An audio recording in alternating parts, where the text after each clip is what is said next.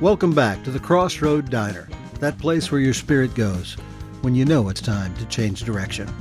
Hey everybody, welcome back to the Crossroad Diner. I'm your host, Steve McCurdy. One of the things that's important to me in my life at this stage of the game is legacy.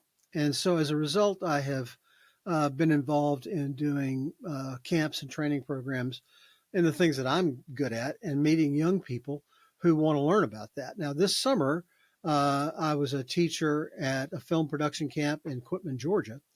One of the young people that was with us is Anthony Kincaid. He's with me today. Welcome, Anthony.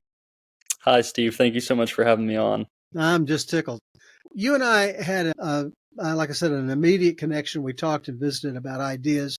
You had these two camps. Now, I've told them about the film camp. We're going to talk about that a little bit more. What was the other one that you attended? I went to a church camp in South Carolina, Greenville. It's towards the top of South Carolina. It was a church camp called Fuge Camps. It's a Baptist nationwide camp. There's about 40 of them. There's one about in every state or so. No, what was the draw that pulled you to each one of them? What was the interest that you have in your life at this point that caused you to have those two interests?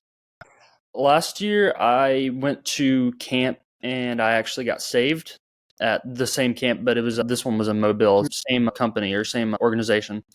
I got saved at Mobile, so that was a great deal. And I was super happy to make that choice. And then I wanted to sign up to be a student leader because I just graduated high school because I had such a good time at camp last year. So I was really into that. And then film camp, I took all the audio video classes at my high school, completed the pathway. So I was interested in the film camp as well. That's great. You went to camp and then they made you an offer to do something deeper. Tell us a little bit about that. So the program I did, it's called SLA, Student Leadership Apprentice. They want to get young people involved in the camp because the counselors are typically 19 years and older, like up to 26. So they want to get people that are like 16 to 18 being the student leaders so they can have the next generation of counselors and just keep it rolling so they keep on getting more people doing it. Yeah, I actually know someone that was a student leader last year at my camp, and this year they were a counselor, so it helps out. You definitely play a deeper role because you're not a camper, but you're also not a counselor. You're somewhere in the middle. So you really get to just experience everything, and you're there for 2 weeks instead of one, so you feel a little bit more important. It's really great because being there for 2 weeks of lives just completely changed. And it's really neat just to see, where they come from, what they're doing with their life, and what happens at camp, how that's going to change their lives when they get home. In addition to that, they offered you a bigger commitment and a bigger opportunity. We're going to talk about some today. Tell us a little bit about that. So I made the decision not to go to college. The only reason I was going to college was because all my friends were going, and I realized I wasn't going to be hanging out with my friends all the time. I was actually going to have to be going to classes and stuff. And I thought to myself while I was at church camp, I was like, why am I going to college? Does this have any base besides wanting to hang out with everybody? At camp, missions really resonated with like my soul. It was really great. Whenever I got home, I looked into some programs. The one of them that I found, it's called YWAM. And it was the first one I looked into, and I just got straight into it, started to fill out my application, and I really just liked the sound of it. YWAM, they have a lot of different, they have gap years, they have training schools. The one I'm doing, it's called a DTS, a Discipleship Training School. That starts October 1st. Okay. And so I'll be down in a base in Orlando training to be a disciple, like a Christian disciple. And they just teach you a lot about the Bible and teach you just a lot about communities and stuff and how to build a community.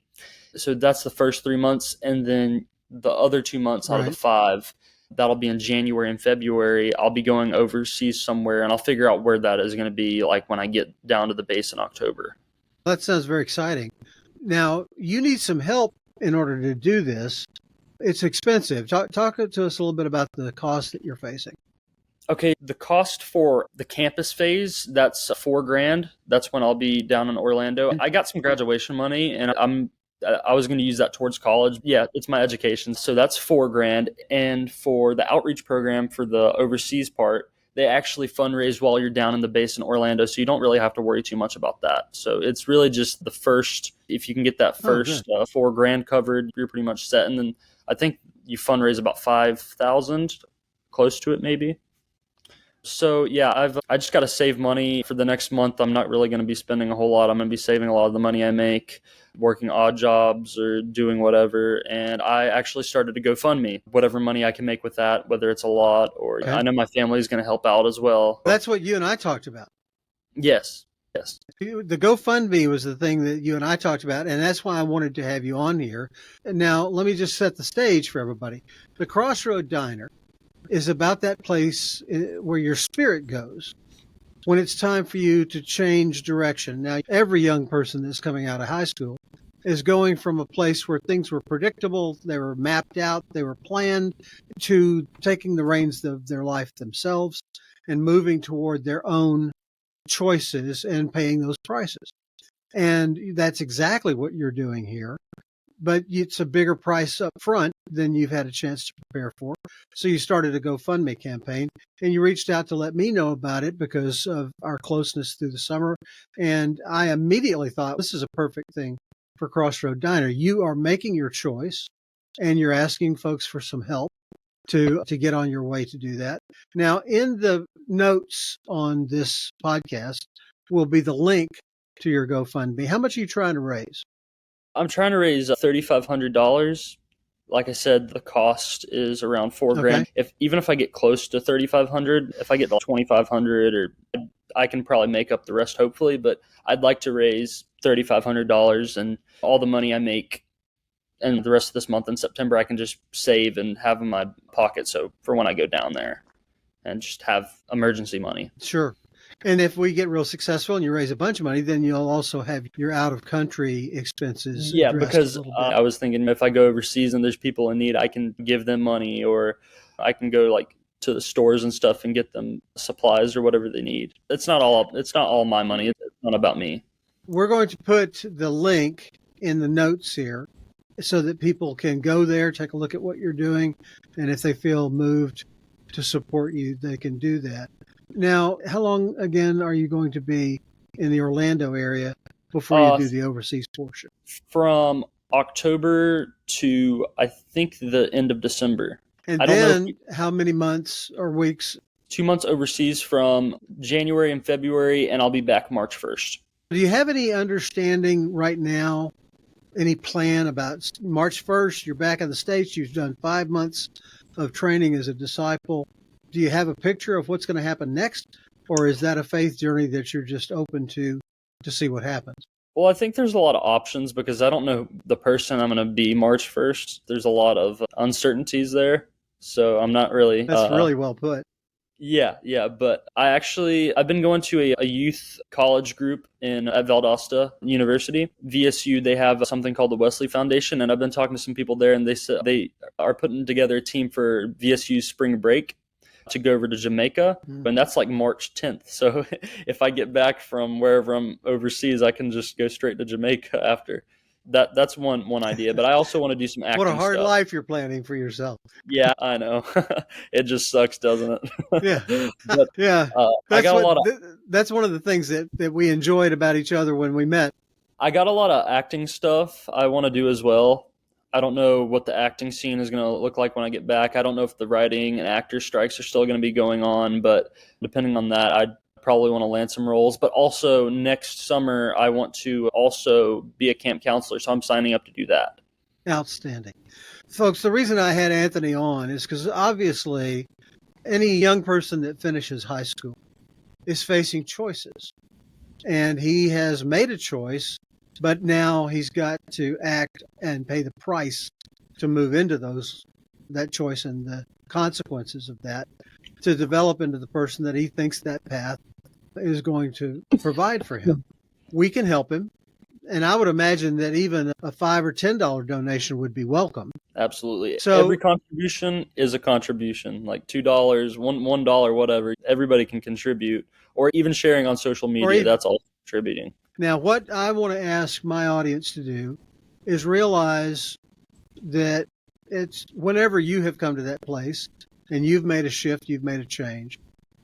The universe, in Anthony's case, you might want to say the Spirit, has provided for you the challenges that you need to equip yourself to overcome, as well as resources and people who are going to help you do it.